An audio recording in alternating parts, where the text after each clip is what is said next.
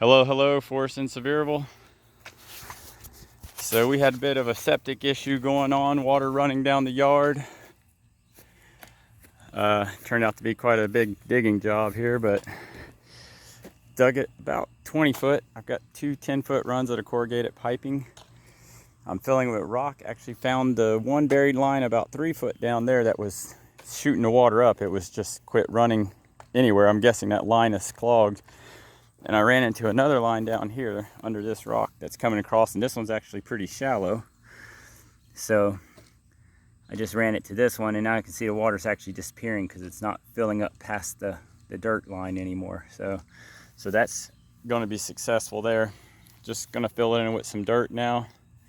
I did have to chip out a lot of rock. That's what these big ones are. I just used a spud bar here. That's up there, but I probably got about 200 bucks into it. I called the septic company. They said it could be $1,000 to $3,000 or whatever, but I figured we can just do it ourselves, make the water disappear. So looks like it's going to be successful so far. Good luck with yours.